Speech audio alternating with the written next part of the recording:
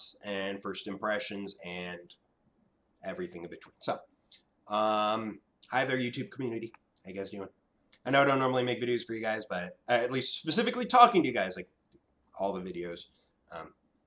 Never mind. The point is, I would like to talk about the changes to Zach's abilities, and I'd like to do that in a way that is inclusive to you guys and shares my thoughts and feelings. And I know I'm done for now.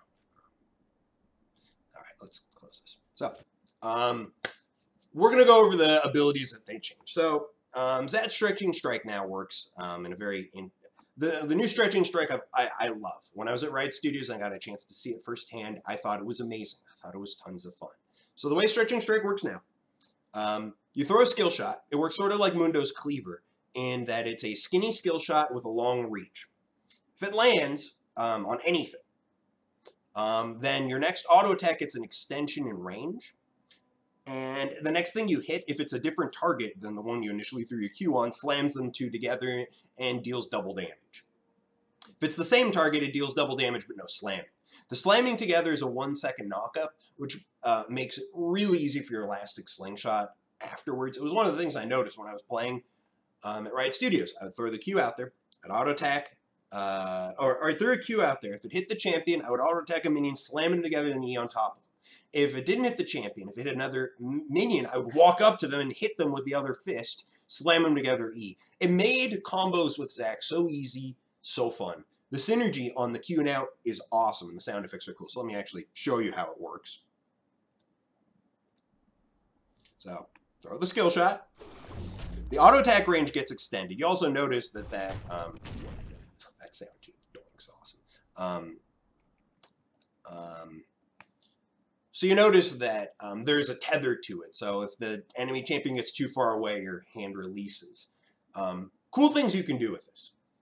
You can throw your Q at a minion to guarantee that you'll land the skill shot, then auto attack the enemy champion to slam them together. You don't even need to land a skill shot in order to hit them with a 1 second knockup that guarantees your E afterwards.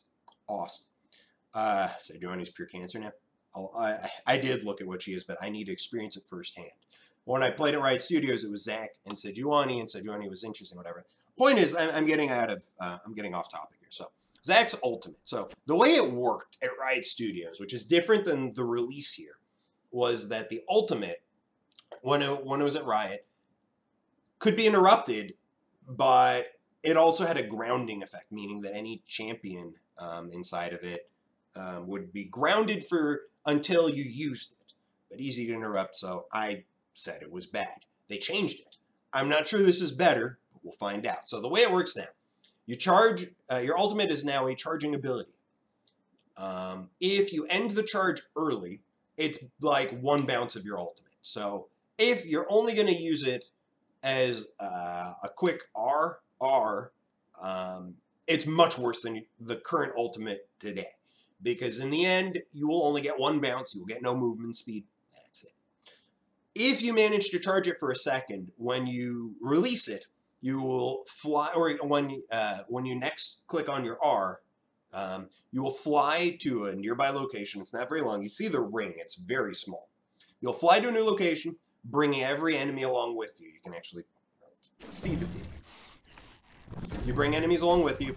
You release them. I don't know. Does that do damage? I did not notice. It does. Okay, so it does do damage. That's nice. I wasn't sure if it did, but obviously it should. So this ultimate, I feel like, is weaker than the other ultimate for team fighting in general. Because most champions that you're going to land on with your E are either going to have mobility or a flash, meaning that by the time your ultimate has reached that 1 second charge, if they have flash, or if they have any mobility abilities, then they escape. Easy. At that point, your ultimate is much, much, much worse. However, I feel like for top lane, mid lane, jungle, support, Zach is going to be so much stronger because of this ultimate. Because think of it this way.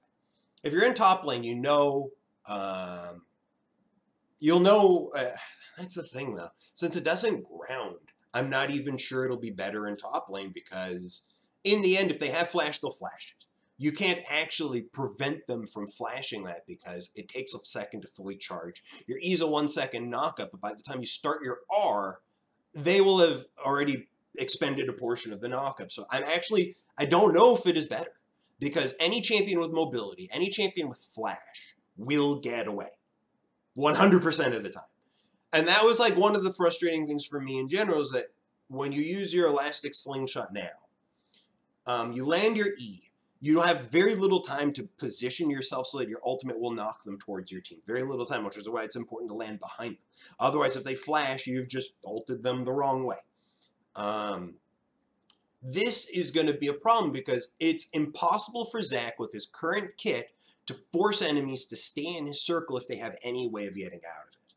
When this ability was grounding, which is what happened at Riot, when this ability had grounding, it was...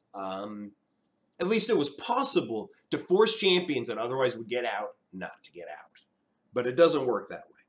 So I'm not even sure. Now that I think about it, I just feel like in most cases, his ultimate is a nerf. Because I feel like in most cases, your ultimate will not scoop anyone up. Unless they don't have flash or they don't have mobility.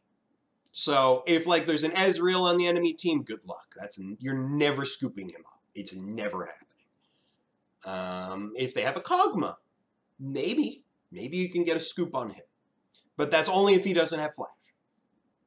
I just feel like the ultimate now is just going to burn a lot of flashes and then be useless for a long time. I don't like what they did with the ultimate. I feel only time will tell. Maybe I'm wrong on this. Maybe it'll end up being the best thing to ever happen to Zac. But I feel like if they kept the Q as it is now, as in with this change, that's awesome. That should be all they do to Zac. Keep the ultimate the way it was, because this ultimate, I feel like, is a step backwards. I don't think this will make Zac more competitive. I think it will make him less competitive. In the vast majority of cases, I feel like the old ultimate is better. Okay, yeah, or if they have a lantern. I mean, there's so many ways to basically stop Zac's ultimate from being useful now, and I think that's a tragedy. Because one of the biggest issues with Zac is consistency.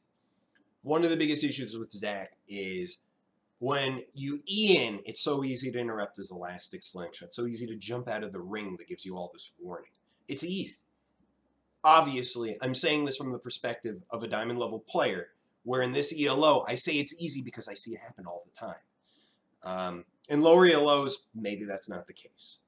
But in diamond and above, like, you're going to see people dodging your elastic slingshot left and right, or worse, interrupting it. And that's the big issue I have with Zac, is that it's so hard to make those aggressive forward plays. This doesn't help.